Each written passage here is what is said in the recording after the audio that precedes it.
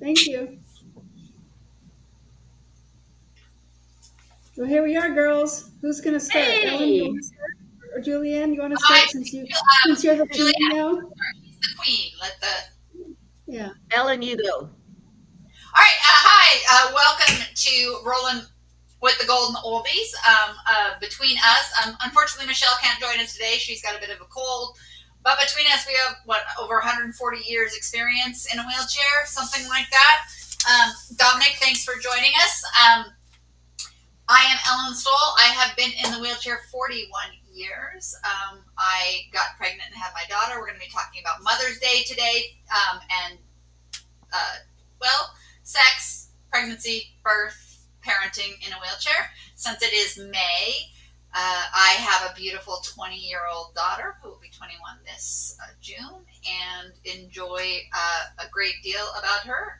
And that's my story for today. And I'm going to pass it off to Mickie or to Juliana. Mickey, go. I'm hearing like an echo. Is that just on my end? You probably have the show turned on another tab on No, your. Oh, no, I don't think so. Let try me see. turning your volume down. Anyway, I will go next then.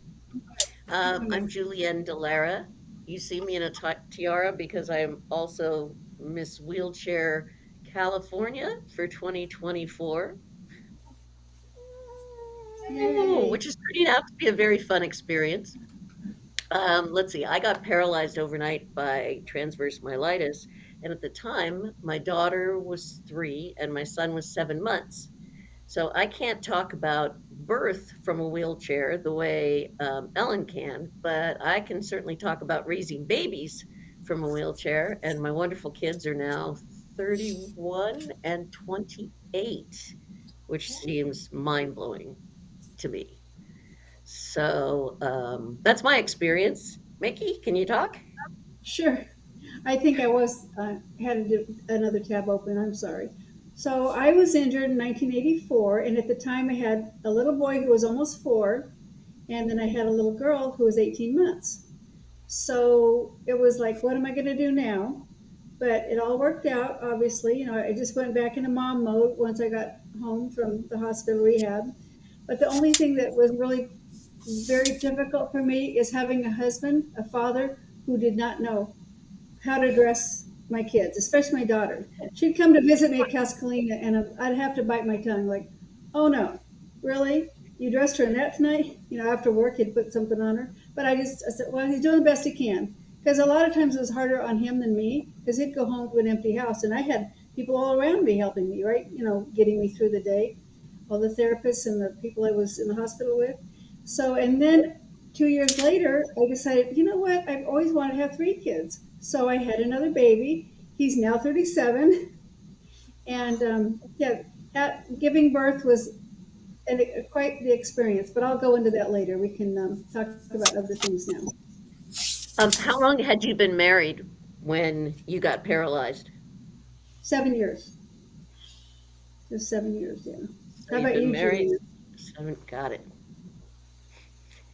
Yeah, we've been married, what, about 4 years, and the marriage lasted about another year after paralysis. Yeah.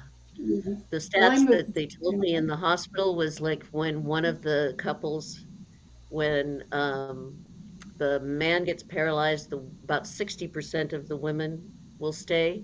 When the woman Yeah. gets paralyzed, no, excuse me, 60% of the women will leave. Mm. 90% of the men will leave. And Oh. mine, mine stayed true to form. Hmm. Well, And mine I, didn't. my husband, after my accident, I had been paralyzed for 7, 8 years before I met my husband. So our entire relationship, and although I just got divorced, it had nothing to do with the disability. It's had to do with being together 29 years and some of the issues that arise with that. But he was there for the birth, and so yeah, I got pregnant. I had to we had to utilize in vitro to get pregnant, but that had nothing to do with my having a spinal cord injury. My husband's sperm couldn't penetrate the egg, and my eggs were older. So between the combination of difficulty with the sperm and older eggs. We tried IUI with my egg and his sperm, and we had a pregnancy once, but it didn't take from that. And then we went into the actual in vitro where they actually penetrated my egg with his sperm, so it's his sperm and my egg, and that didn't take until the third time. So I went through 3 cycles of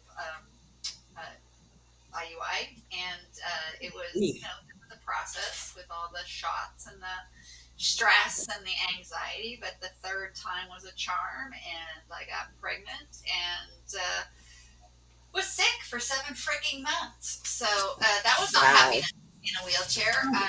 So I'm glad you brought that up because I've thrown up in the most obscure places. You know, we won't, but yeah, because I got really bad morning sickness. But really fast, so Julienne, you already had kids, and Ellen, you did have them after. So I didn't have to have in vitro with my third one that I had after. So everything went well. And people say, how could you have kids when you're paralyzed? Guess what? I tell them 3 things.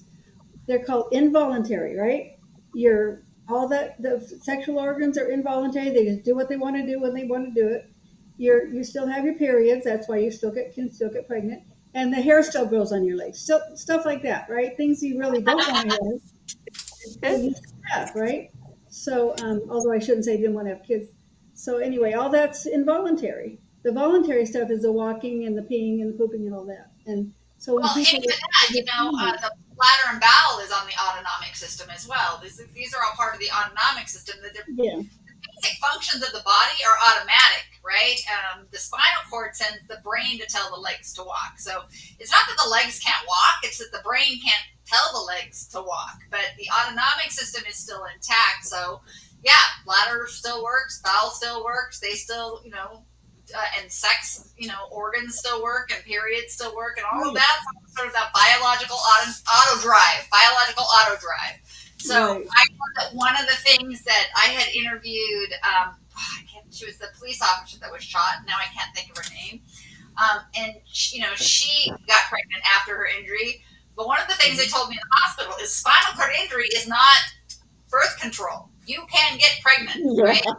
She said they told her that, but she didn't believe it, right? Like, of course I can, because the idea is that if you're disabled, you're asexual and you can't get pregnant. But they made it really clear, like, you can get pregnant. This is not, disability does not equal automatically, birth control. That's not how it works. So, it has to be something that, people have to know that you need to take the same precautions for sexually transmitted disease and pregnancy if you have an impairment, especially spinal cord injury. It does not stop you from, contracting sexually transmitted diseses or getting pregnant. Right, still have to practice birth control. So when I went through my pregnancy and everything was great. I love being pregnant, because I have feeling from my navel up, so I could feel him move around and everything. But when it came to actually giving birth, he was 2 weeks early. So about 4 in the morning, I woke up and my bed was wet, and I knew it wasn't pee because I, could tell the difference. And my water broke. So I told my husband, I think we need to go to the hospital because I started getting contractions, but my contractions were mostly in my back. So we get to the hospital, and the doctor didn't make it because he came so fast. So the nurses basically pushed him out because my muscles, what I did have, they weren't strong enough to push him out, but they pushed him out enough to where he came out really, really quick, and everything was great. And I didn't have to have an epidural or anything because I didn't have any feeling. But it just was amazing how quickly he came out. And everything was good. He's like 6 pounds, 7 ounces or something, healthy. And because everybody's so worried that he might not be, normal, but everything was perfect. He came out normal, and it was a good experience. So, but it was just funny. The doctor didn't even make it in time. My doctor was out of town that I had gone through the entire pregnancy with because and it's common for women with spinal cord injury to go into labor early. So that is actually very common. And also the reason that the baby, once it starts through the birth canal, comes out really fast is because we don't have the muscles that contract as hard to keep it back in. So women bodybuilders have some of the worst times with pregnancies because those contractions they have to push through them to get the baby out, and the muscles are so strong that when they contract, they're pushing against their own muscles. For us, we haven't been using those muscles because they haven't been getting the nerve stimulation to work. So when the baby decides to come through that birth canal, they don't take a lot of pushing to come out. So it's They actually just slide right out. just slide right out. So for me, I woke up early in the morning and just wasn't feeling right, and then I noticed a lot of blood, which was the mucus plug that comes out before the water breaks, and it comes out, and I thought something was wrong. Like, oh my God, something's wrong. We have to go to the hospital. And we got to the hospital, and my doctor was out of town, so they got me whoever was the on-call person, who was just an asshat, who was like, "You're not really in labor. I think you can go home." And I was doing photos at that time with Chris Volker. For my pregnancy, but we were doing pregnant photos, and then after the pregnancy photos, and he wanted to do some more, and he lived really close to the hospital. I kept telling my husband, like, "Let's just go finish up photos with Chris." And he's like, "You're not leaving the hospital. It's not safe." Because I don't know what level you are, Mickie, but I am a C5, 6, 7, 8. Yeah, I'm T1011. So you're low. So you probably don't get dysreflexia like I do. So No, I I've am never gotten it. prone to dysreflexia, which is the autonomic response to negative stimulus below the level of injury that allows you to, well, if there's pain, sends a message to your brain, and then your brain goes into overdrive and starts pumping blood, and you can stroke out. So we were very aware that contractions would throw me into dysreflexia. And they did. And so every time I had a contraction, my blood pressure would shoot up. I'd get a spiking headache. So luckily, when I was at the hospital, the woman who I had done my, what do they call it, Juliana, when you're practicing to have a baby with somebody? Your prenatal stuff? Yeah, my prenatal stuff. She was at the hospital, and she's like, "This is your birth story. You tell them you want a different doctor." And so I called, and they sent me a different doctor who walked in flip-flops, and he's like, "You're going to stay here. We're going to give you drugs. You get a baby today. You have the baby tomorrow. Nobody cares." Because the other doctor had wanted to induce labor, because he's like, "You don't want to go into labor at 2 in the morning." And induction of labor for a person with spinal cord injury can cause more problems. So you can be an OBGYN and know how to deliver babies, but if you don't know spinal cord injury and OBGYN, you can kill the mother, because dysreflexia can echo preeclampsia, but if you treat preeclampsia, dysreflexia with what you would treat preeclampsia as, you will kill the patient. So this is all the things that I learned when I was there. And I went in at like 6 o'clock, 7 o'clock in the morning, and then gave birth 12 hours later. So I was there having contractions. But at about 8 o'clock at night, I knew, I'm like, the baby's coming. And again, I was like, once it decided to come, he was like, "Oh, you're not hardly dilated." And then they come back, they're like, "Oh my God, the baby's coming." Right. Yes. And I can't push either, but what the nurses told me was to grab the side rails and to pull back. And as I pulled back, it automatically caused my stomach to clench and help push the baby out. And now when she got her shoulders out, my doctor, who was very cool and hippie, was like, "You sit up and grab her and pull her the rest of the way out." And so Aww. and I grabbed her by her arms and pulled her out, and she has a little thumbprint birthmark. Oh my gosh. Yeah, it was pretty, the dysreflexia we maintained really well for the pregnancy, and even during the birth, I did have to have an epidural, because they were concerned that if the baby didn't come out fast and I went into dysreflexia, I would stroke right there giving birth. So they did give me an epidural, and then I didn't think, and this was something I learned after, is that when you breastfeed, you have reverse contractions. So breastfeeding is nature's way to cause reverse contractions to cause the uterus to shrink after the baby. Right. Reverse contractions are just as painful as the birth contractions. Yeah, I didn't think about that. So the next night when I was breastfeeding my baby, I was like, "Oh, I don't want to take pain meds because I don't want her to get it in her milk." They're like, "Okay." And I was breastfeeding her, and the reverse contractions started, and I could feel the dysreflexia move from my toes up into my body. And I called the nurse and I said, "Take the baby, get help." And they said, "What?" I said, "Take the baby, get help now." And then the next 8 hours, the next 4 hours were hell. They had to try to get my blood pressure down and keep me from stroking out. And so when Wow, I breastfed for the first 6 months, I had to take a low grade pain med so that I wouldn't go into dysreflexia. that's So good that information. That's really no, good information for any quad on here that wants to, get pregnant. I just yeah, remembered after I gave birth, the next morning I had a tubal ligation, and that was really painful. I didn't have any pain from the birth, but then of course having that had, just be cut right there, that was painful. So yeah. Well, that's funny because as an able body, when I was nursing my kids, I didn't feel any contractions. None. It didn't hurt at all, except them chewing on my nipples. But you didn't that have part. the But could you feel the contractions when you were giving birth, Ellen?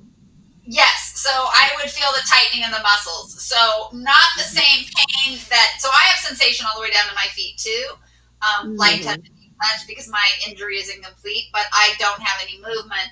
So I could feel the baby move, not 100%.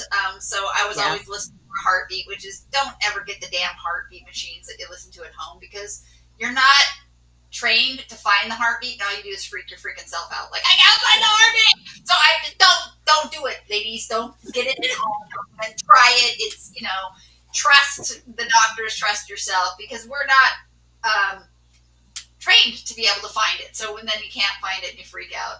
But I could feel the contractions because they would cause spasms and my whole body would tighten up and spasm. And then if they were really bad, whether I felt them or not, I would get this reflexic, start to sweat, and I could feel my blood pressure rise and get a headache. So I would start to get the precursor to, but now then when the contraction eased, the dysreflexia would go away, which is fine for a contraction, but birth is multiple contractions that may not, end quickly enough for the dysreflexia to not stroke you out. So that was one of the things that we were worried about. And there was no issue for me really giving the birth. It was they were there, they came, the baby came out. It was like I said, they said it's because your muscles are not so developed that it's fighting.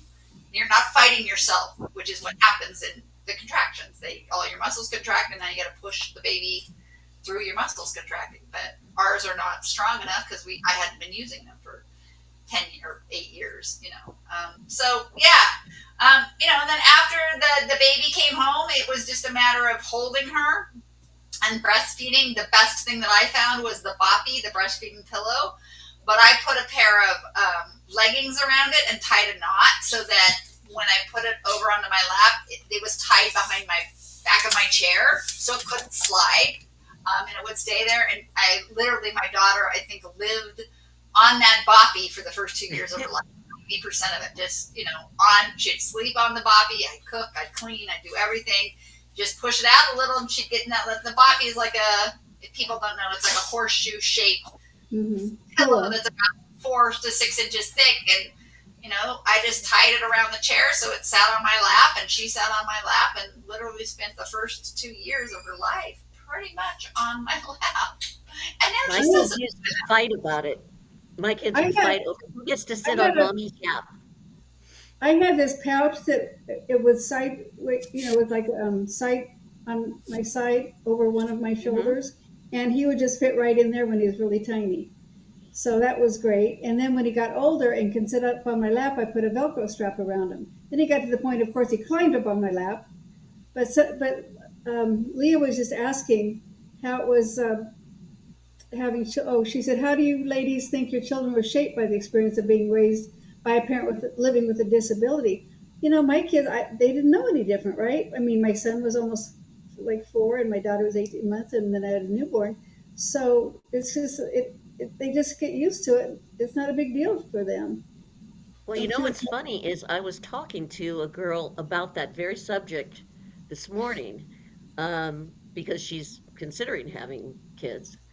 And I noticed pretty early on that the kids would relate to other people in wheelchairs as though they were brothers and sisters. Oh, Oh, it's a wheelchair person. Like, okay, so I was thinking, okay, they could be kidnapped by anybody in a wheelchair because they would show up and be like family. yeah, So right. That's it's a funny. good thing only nice people are in wheelchairs. But so, and now as adults, they're definitely more sensitive more giving, more forgiving, more inclusive. I mean, I Mhm. can see what's happened as they've grown up. How about you guys?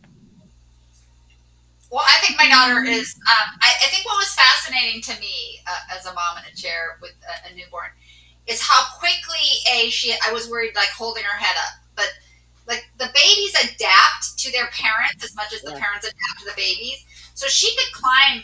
By the time she could stand, she was standing at about 10 months and walking, and she could climb up on the chair very quickly. It was like that's how you get to mom. You step on this and you climb up on the chair. She held her head up fairly quickly. So, if I couldn't grab her easily, she would hold her head up. And how amazing babies are that they adapt to the parent. And I think that being raised by a parent, like she didn't know any different. This was just mom. And when I went mhm. to school, it was just, this is mom. Mom has wheels. And Yeah, other kids, exactly. mom on wheels because you just Right. ride around with your mom all the time. And so she is much more aware, much more open to diversity, but she's also very aware of the lack of access in society. So, I Yeah. mean, Mhm. she is really aware of, when things aren't inclusive. And that awareness comes from, when we go places and she's constantly having to like, oh, mom can't go there. Oh, wait, and so she's aware of that. I think that when kids are raised with a person with a disability, they're more likely to have a more solid sense of self because they're not trying to put on airs. I mean, I think that there's a benefit to it in terms of creating individuals that are more understanding, more inclusive, and more aware of the diversity of humanity. So, they're not so rigid in their ideas of what you have to, be 5'10", 120 pounds and look like this. They're like, people come in all shapes and sizes, and what matters is who the individual is. And Hmm. she doesn't see wheelchairs. I mean, as a kid, but she sees people as people. And so there are assholes in wheelchairs, and there are nice people in wheelchairs, and it depends on just because we're in a chair doesn't mean we're nice. Because I've met some nasty people, but I've also met nasty people walking. I've met nasty people that are tall, short, all sizes. It depends on the individual, I think. So I was just that's going to say, when my kids were older and in elementary school, they liked to have me go like work in the library. And look, my mom's in here. And they thought it was really special because I was in a wheelchair, and they just thought it was great and kind of almost like showed me off, like because it was different than their mom. So it was fun. I Well, think when that my is kids were little, I had to fight to get their elementary school accessible in order to work in their classroom because their classroom, the kindergarten, was only available upstairs, up a flight of stairs. And of course, they wouldn't do anything about it. So I got a hold of the newspapers. And when we were on the front page of the newspaper, then the school district managed to um, get accessibility for this elementary school. I mean, I guess this was 25 years ago, but it's still appalling. But you're, Yeah. yes, absolutely right. The kids were just fascinated. And, Yeah. oh, that's your mom? Hey, that's my mom in a Well, I think it was wheelchair. important to That's, be there to show them that, look, I'm still a normal person. I'm still a mom. And I think it really helped that their classmates could see me in their environment. And I wasn't, sick. Something wasn't wrong with me necessarily. I'm just like a regular mom. I just use wheels, like Ellen said. We just use wheels. I want to shout out to Paul Gustafson. He's my exercise guru. We have ah, a really fun Zoom exercise class in the afternoon. Just want because he's in Canada. oh, First time he's hey, listening. So I want to say hi to Paul. I'll see him at 5 o'clock. He'll work me hard, I'm sure. Just as there you long go. as he doesn't make me do burpees. I He haven't seen knows what those in his a work chair. is. He can make you do And burpees, and I'm gonna hire him. mm, Julienne, I think some people came in late, probably wondering about your crown. Maybe you should explain what it is to oh, them. why the heck does she have a crown on her head? Yes, I was in a competition for Ms. Wheelchair California, and I won. We were on the last day of the Abilities Expo. So, yay! So the next step is my platform is to try to get nonprofits to work together. And I was just in a big discussion because I'm in New Jersey right now at the Abilities Expo in New Jersey. And I was in a discussion with Help Hope Live, which is a great nonprofit. And we were talking about how if only we could get everybody to share their resource lists. So there was one big resource list instead of each little nonprofit making their own resource list. So that's the latest bug in my ear. I don't know how I'm going to do it, but even I figure if I start getting two lists together, three, four, five, six, seven, so now that's my latest platform.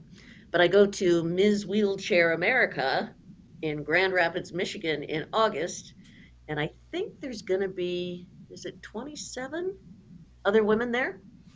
I'm trying to learn how to keep a sash on So when you're in a you're wheelchair because representing you got this California? thing hanging down trying to hit the tires. Oh, that would So, be hard.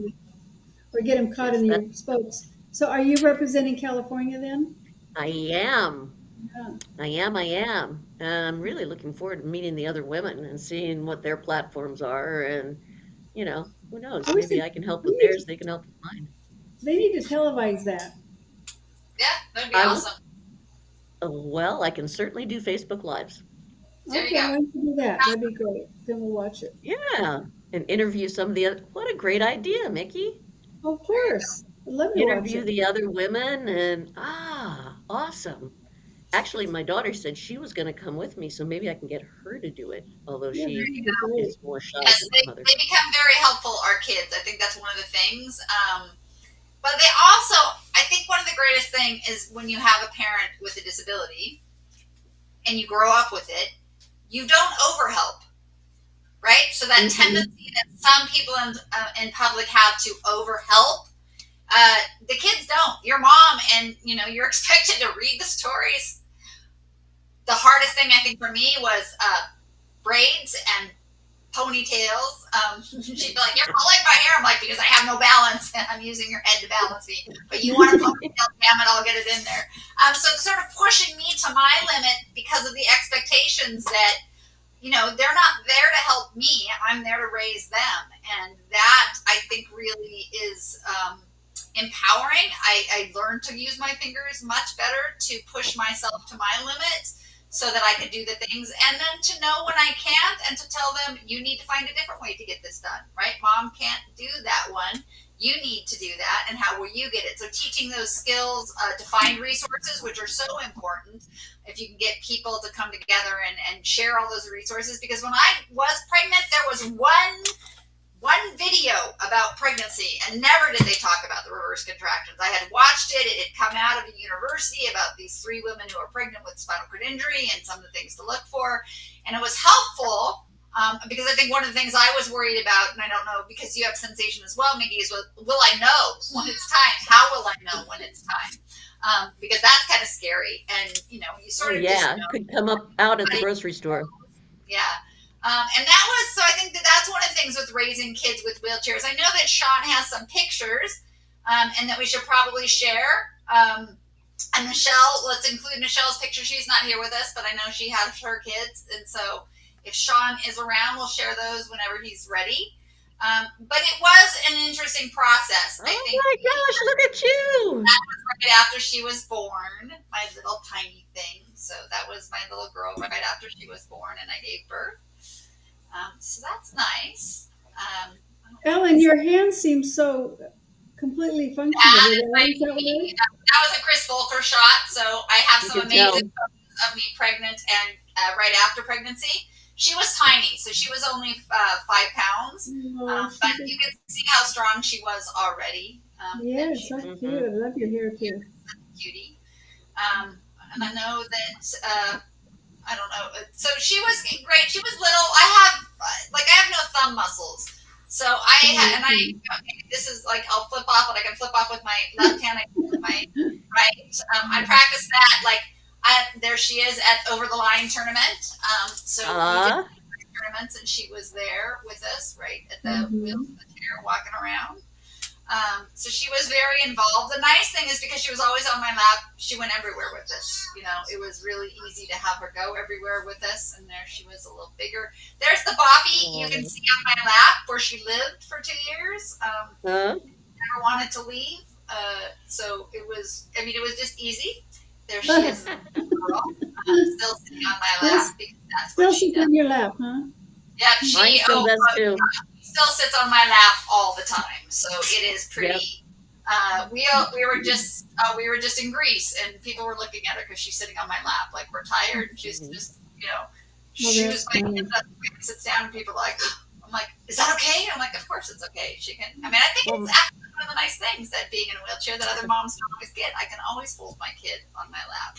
That's mommy true. becomes the pack animal. You know, it Oh got to yeah, the point where they didn't even ask if they take off their jacket and just drape it on me. You know, yep, and Oh bags on yeah. the back of the chair. Oh, Liz, there we are. that's me. That That's is me with Hillary. So that's an able body, and so that's Hillary, my first child. So she was what, about 18 months there. So no Nick yet. Yeah, I got paralyzed right. Let's see. Yeah, Nick was 7 months old. So so right after. we went Look to at the that. Sheryl Crow concert. It was Oh, her very first concert. She very nice. remembered, she was 3 when I got paralyzed, and she remembered a couple of things of me walking around the garden with her, and that's what she really missed was just one-on-one time. Mm-hmm. And it was a little weird because her Nick came and then mommy disappeared. So there was definitely some sibling rivalry that took a long time to work out. Mm-hmm. So yeah, she still does that exact position, even though she's Yeah, 31. Mm-hmm. You're right, Ellen. yeah, it never changes. They'll always come. Oh, Her first airplane flight, Where were you going to? up to visit the grandparents, of course. They were in Oh, Northern California and we were in Southern California. So nice. that makes sense. I guess I slighted Nick on all the photos because it just, oh, there he is. The family music. I didn't know you played guitar. Oh, yeah.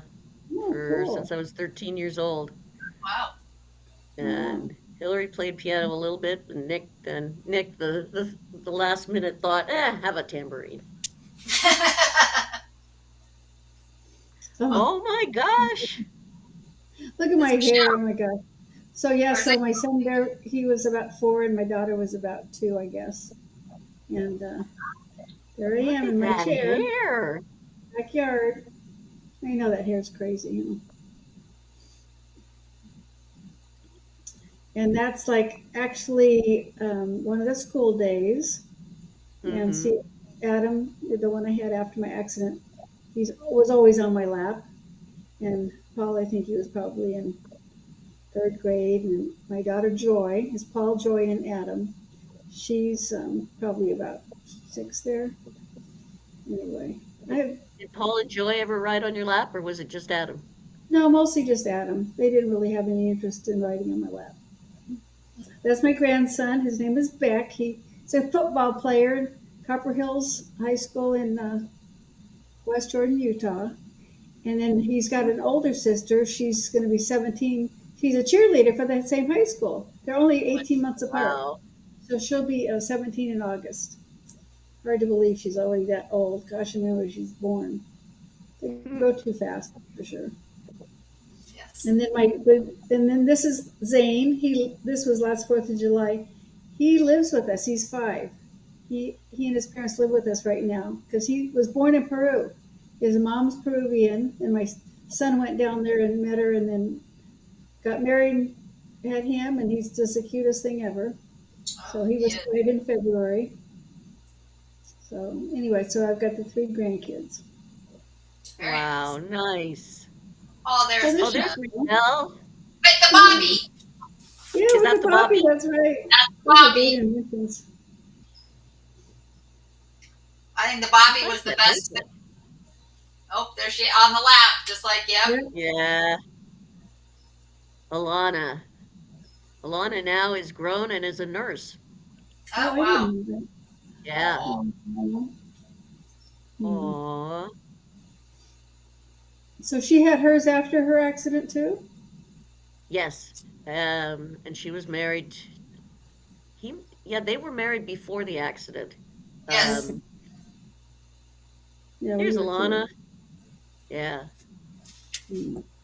And they she's a stayed wonderful married. girl. So yeah, and they're still married. And So We'll still they be, stayed married, married. Yes, indeed. stayed married. we'll They be, are the. we'll be So married he's in the 47 years net. in June. So we talked about that, I think, the first month when we talked about marriage, divorce, and all that. So, but Yeah, now it's all about motherhood because what happens after marriage? Motherhood.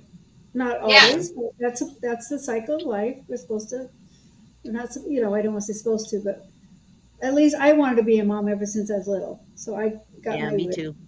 Yeah. I did too. Yeah, I definitely wanted to be a mom. And then, when I was first injured, I thought that, I didn't know I had the bias. I thought I will never be a mom. That just doesn't Mm. happen for people with disabilities. And then, of course, I found I was wrong. This is a shot of Chris Volker that actually sort of represents that. He covered me with cloth because often when I was pregnant, people would assume that I was in the wheelchair because I was having a difficult time with the pregnancy. And so that's why I used a wheelchair, Ah, or I was just fat. The idea that I was a wheelchair user and actually pregnant um, is shrouded because the whole idea of disability and sexuality is often shrouded. And so Chris was sort of showing that with the cloth on top of me as I was pregnant to sort of represent that idea of, that I'm not just fat and I'm not in the chair because I'm having issues with my pregnancy. I'm actually a wheelchair user due to a spinal cord injury, and I'm pregnant. And they'd yeah. be like, "What? That can't happen." That's sort of where society still is. That inability. That is my favorite photo that Chris took of us holding my That is daughter. beautiful. Yeah, he did. I was incredibly lucky to have Chris Volker, God rest his soul, shoot so much of my life for New Mobility magazine. So it was nice because it's all documented. And one Mhm. of the things really sort of changing that narrative, like we talked about, you can get pregnant. You are attractive. Mm-hmm. You are still a viable partner. Things I thought that I couldn't have. And this is why, understanding that you can be a parent, you can be a good parent, you can be an involved parent, you can be all of those things. My kids, my daughter, I only have one, loved that I was at school all the time. And I was Mm-hmm. finding that, hearing that about you guys, it's sort of interesting. I'm wondering if kids who have parents with disabilities, are they, like I was always fearful she's going to hate me or she's going to be embarrassed of me, because all parents are worried that their kids at one point are going to hate them and be embarrassed of them. She never was. She was always proud that I was her mom. Kids would fight to sit on my lap. I could fit about three because I'm really long and I could fit about 3 5-year-olds on my lap and wheel around. But she was never ashamed of my disability or hesitant of, my mom is in a Yeah, wheelchair. my I kids weren't either. Yeah. In Yours, fact, when I pull up and drop them off, and the ramp would come down out of the van, little kids would come running Oh, up. Look at their car, mommy. Can we have a car like that? yeah. I Yeah. had a little girl ask me once if I got my wheelchair for my birthday. She just thought it was so cool. And kids like pushing me. You Yeah. have to be careful because they're like, "Oh, can I push you?" And well, okay, but be careful. So I was just going to say something. When I was pregnant, I went to this golf tournament for the LAPD, and it was so cool because I was like 6 months pregnant. You could tell I was pregnant, and actually the celebrities that were there, they're all dead now, like Ellen Hale and Richard Crenna. I can't, just a lot of oldies. This was 1986, and I just had Chet Everett, member from Medical Center. I yes, had sir. all these great celebrities come up to me and actually pay attention to me. Oh my gosh, look at her! She's in a wheelchair and she's pregnant. So it was Yeah. really fun. But really, if I showed you the pictures, I think everyone has actually died since Oh, then. no. Serious. They have the But it's, pictures.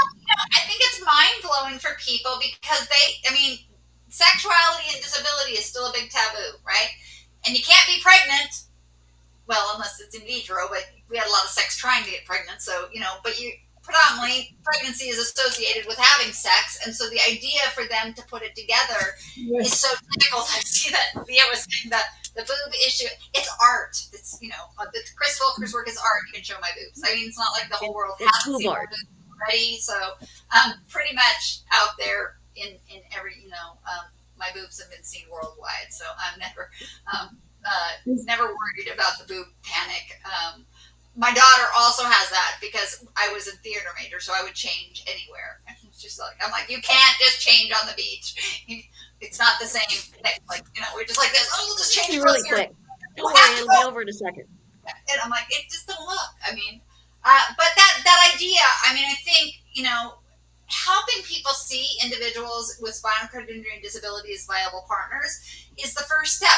We need access so we can socialize, right? First of all, if you can't go to a bar and meet people because it's not accessible, it's too crowded, or there's not anywhere to sit, the odds of meeting people go down, right? So you have to be able to have access to meet people, but people also have to have the barriers in their minds broadened to understand that I could be, the chair is how I get around. It's part of who I am, but I'm also interested in movies or this or that. But they have to get past that, and then they have to be able to see you. I mean, if they want kids and they think, well, nobody in a wheelchair could have kids, then they're not going to talk to you, right? But they have to understand that, yes, and men with spinal cord injuries have kids as well. Andrew from Triumph, beautiful Betty Jane. It's not disability. A wheelchair is not a precursor or precludes. It does not preclude being a viable partner, being a viable parent, being a good parent, being a valuable parent.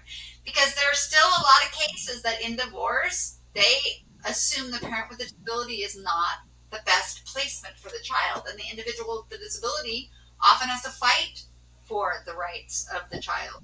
So, I mean, that stigma and bias is so incredibly ingrained, this ableism, that we have to, go out there and show we're parents, we're people, we're queens, So, Ellen, speaking of boobs, do you want to tell people how many years ago was it you were in a particular magazine? I posed for Playboy in July 1987, and then Oh, last year, and it's still on A&E. Secrets of Playboy season 8, their season finale. They did a beautiful piece on diversity with me, but well, yeah, I didn't know and that. it was in 7 countries, so it was pretty cool. Mainly trying to, I think part of it was my own. Remember, I was able-bodied until I was almost 19, and I didn't know I had preconceived ideas about disability until I woke up in that ICU and was told I was paralyzed. And I really thought I will never have. I mean, I was a virgin at the time, so I thought I'm never going to have sex. I'm never going to get married. I'm never going to have kids. Like this whole litany of ideas about what disability was just came from I don't know where.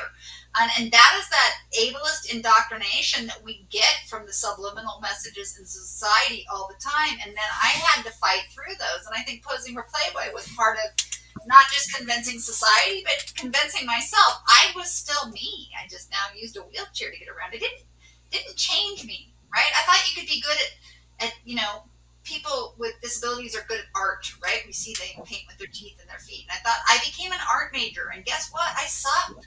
I sucked before I broke my neck. I sucked after I broke my neck. I didn't get any God-given talent because I broke my neck. And that processing took a while, and Playboy was part of reclaiming my own sense of self, my own sexual identity. And, I really did want to get laid, so it really helped with that because I was still a virgin. And so, posing for Playboy opened some doors and changes some minds so that I had people to talk to and meet. Is that how you met your husband? I posed in 87 and I met my husband in 94. So it had been 7 years. I met my husband, my ex-husband. He is my ex-husband. But I met him at a bar. I was doing work with the Reeves Foundation on the physiological sexual functioning of spinal cord injured women. So they were doing research on do we orgasm and what does an orgasm look like. So basically I was spending the week masturbating with a bunch of electrodes hooked up to me, to my brain and stuff to see, if I was orgasming and what was happening to my heart rate. Well, that was the research I was doing when I met my husband at a bar. He happened to go to a sports bar that was at the hotel I was staying at. And so, interestingly, we met. I thought he was cute. I started to talk to him. He talked to me. We hung out all night. But his friends were like, oh, dude, we're driving away now. Your ride's leaving. They were trying to save him. They thought he was just being nice to the girl in the wheelchair. Oh, He's like, I have my own car. I don't know what I want to be here. Like, he wanted to be with me and who I was. But that, again, his friends thought I wasn't a viable partner. How could you be interested in somebody in a wheelchair? Like, Yeah. so that sort of stigma still surrounds people with disabilities and makes it really hard to be seen as a viable partner and as a parent and as a lover and as a friend. And so, we still have, it's frustrating that 41 years later, and after everything that we've all done, it's still an obstacle we face. It is still a very real barrier, and it's just frustrating as all get out. And now that I'm single and 60 and in a wheelchair, now I'm dealing with being older and in a wheelchair, and having to fight those ideas about being older as a potential partner. Now there's the wheelchair, as like all of those things are sort of working against me in terms of social ideation. So, we'll see how that goes. Not that I'm looking for anybody, but Well, we've got now the generation that we helped raise, and, certainly my kids would be open to having a partner in a wheelchair. They know what it's like, and Mhm. they know the limitations and the limitations that can be overcome because they've seen their mom do it their yes. entire lives. The best Same thing compliment with I get from your people kid. is when they say, "Oh, I don't even think of you in a wheelchair," because they Yeah. see past that. They can see the real you. So, because I've always felt like less attractive in a wheelchair than the able-bodied women I'm around. Like, why am I the only one in a wheelchair in this group of 500 women or whatever? Of course, the Rollettes experience, that's going to be a totally different experience for me. I'm going to be doing that this year, Julianne. Are you? Oh, good. I'm going to be there too. Yeah. Actually, at the Triumph Sports Camp, I got to take their classes. I took two of their classes, and that's the first time, even though God, I've known Chelsea. Chelsea since she was a kid. Uh, But I finally took the classes, and they're so much fun. yeah. So much fun. So, plug for the Rolettes experience, Yeah, no, which it's is supposed to coming be up in August, July? July. July July. 12th. Yeah. Yeah, that 12th sounds right. to Because it's 14th. the same as the Triumph Gala. Triumph Right. Gala is July 12th. Yeah, and Right. I think part of it is like what you're saying, Mickey, about our bodies is that we're raised to believe that walking bodies are better, and Hmm. that what we see in the media is walking bodies as attractive. And I think what the Rollettes do is really let you get to feel your body and move your body and come to terms with how sexy your wheels really are, and that moving is, that the chair is part of it. It is an extension.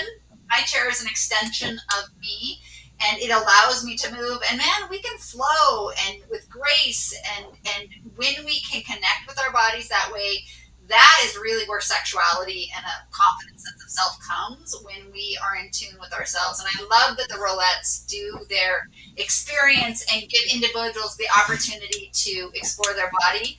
I did the LA Chamber Ballet back in it was back in the 90s, and it was the hardest thing coming to terms with how to make my body move to be in a ballet with able-bodied dancers. But it was even more profound than Playboy in terms of not simply how my body looked, but how I felt about the way my body moved, and really getting in tune with what my body could do and respecting it. That increased confidence so much more. And I think that that's, when we can integrate the chair into, it's not all that I am, but it is part of who I am, right? So Hmm. it is part of who I am. I am not, I am Ellen, and the wheelchair is part of how I move and take up space in this world. And that, that holistic thing is where we really have to get society to see that it's not separate. So If I never anybody gets an felt opportunity to see unattractive when I Chelsea, got in the wheelchair. For some reason, I was able to just carry that through. My ego didn't get attacked in that way. I'd been a dancer all my life, so I continued to dance in the wheelchair, and in those days, could do amazing things. Now the limitation is not the wheelchair, it's the torn rotator cuff and the broken leg and and it's getting older. the Yeah, sciatic getting old, nerve and yeah. getting older. So getting if older. anybody ever wants to see Chelsea Hill, she does the most beautiful dance moves in her wheelchair with a partner, able-bodied partner. Very sexual. Very. If she's on YouTube. So look up Chelsea Hill.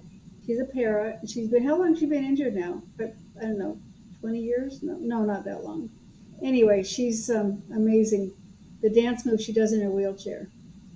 They're very Yeah. Could be amazing. 20 years now because Yeah. she was in the She chair as a just had, kid. Well, and not a kid, she teenager. had just had a Kid to baby me. in a little over a year ago. Yes, I saw that. Yeah, so motherhood, I mean, just throwing it out there that, we're just, I think, number one, when people ask me, what are the words you use to describe yourself? I'm like, number one, I'm a mom. Like, Yeah. my name's Ellen Stohl, I'm a mom and a university professor. Those are like how I would introduce myself. And I Because just that happen to is use it, and I being a just happen to mom use a and having wheelchair. to use a wheelchair. But being a Yeah. mom is my number one identity because, that's just forever. And it's not impacted by being in a chair because being a mom is a state of mind and a state of connection with your child. I Mhm. think that the chair makes no difference in being a mom, but maybe in how we do it. And in some ways, our kids, never had to walk around as they were little. They just rolled around through life and got good seats at concerts. And, That's true. Exactly. That's true. Yeah. Hmm. are there any questions from the audience? I know we don't have a big audience out there, but anything about pregnancy and birth that you want to know or ask? Anything you wanted to know or ask about pregnancy and birth in a wheelchair or being a parent in a wheelchair? We're open to any questions. And My thank you, Leah, for writing so much. We love you She's too. Yes, she's so we sweet. appreciate it. I'm We telling can you, work on those. Sean is lucky to have found Leah. Yeah, That's for well, sure. I mean, I think Well, it's Leah, mutual. yeah, Leah is lucky to have found Leah's Sean, and lucky. Sean, Yeah, you're right. Leah's lucky to have found Sean. They're a perfect couple. They're yeah, great together. When you see them at one of the like the expo or one of the events, and how cute they are together. yeah. I mean, finding the person that we actually just had this conversation in my class today about dating with a disability, and if you are online dating, would you put it out there? I mean, this is what my talk in my disability studies class. So my students were like, I don't know, like you wouldn't want to put it out there like right away because they might dismiss you just because Oh, if you have even hidden disabilities, because a lot of my students have hidden impairments, like anxiety or depression or POTS, or so they're like, but if you, just say, hey, others were like, but if you don't say it, then you're not going to find somebody authentic. And I'm like, I don't know. I mean, the one thing is people do see me automatically in a wheelchair, but I also know that there's a lot of stigma and baggage that comes with that vision because I had it. So I know other people have it. So how do we get past that? And I think that that's really is like I don't know how much do we have to fight it. Leah asks, what is your best advice for women in wheelchairs who want to become a mom? Find a good man. Or a partner. It could be another. It Find could a find a good good partner. It partner. could be a woman. Don't find a coward. Yeah. Well, I mean, find somebody who's going to support you and help you with raising the child. I mean, even if you don't and you want to do it on your own, equipment and resources. Finding things that there are a lot of equipment out there that are designed for parents in wheelchairs. An accessible changing table, the boppy. Do you need different arms on your chair? Are you going to need something different on your chair to get around? Kids are so incredibly adaptive. They will learn to Yeah. climb up on the chair. That's how they are just amazing. They learn to adapt to their environment. But you have to figure out what resources you have available for you to take care of the needs of the baby. And sometimes that might be another person. It could be a partner. It could be a family member.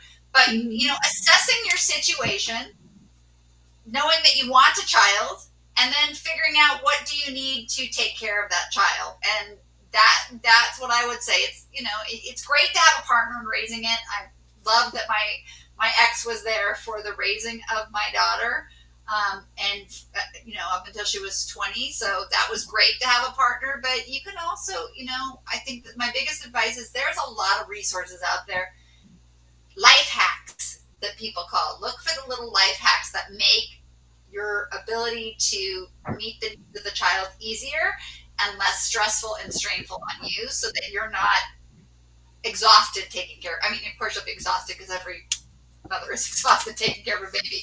But anything you can do to make it easier. Well, we're almost at the end here, and we haven't mentioned our sponsors yet. Hello, can you put them up for us, Sean, because I know mobility professionals. Oh, There you go. Mobility professionals and urology professionals. They are an incredible company.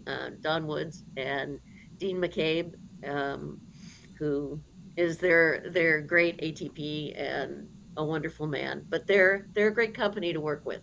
So I highly recommend them. And they in fact, support mobility Sean's professionals Live to has Roll. been really helpful to me. I just saw him Saturday at the Wheelchair Sports Festival, and Hmm. David put new brakes on my chair that Dean recommended. So Oh, that nice. was really nice of him to do that. So Yeah, And that's we it, also want more sponsors yes, yes, for the Live to Roll podcasts. we So need if you're an individual who wants to sponsor Live to Roll, or you have a company, or you know of a company who should be sponsoring Live to Roll, Sean, you want to put how do people get a hold of you? Email, phone number? Uh,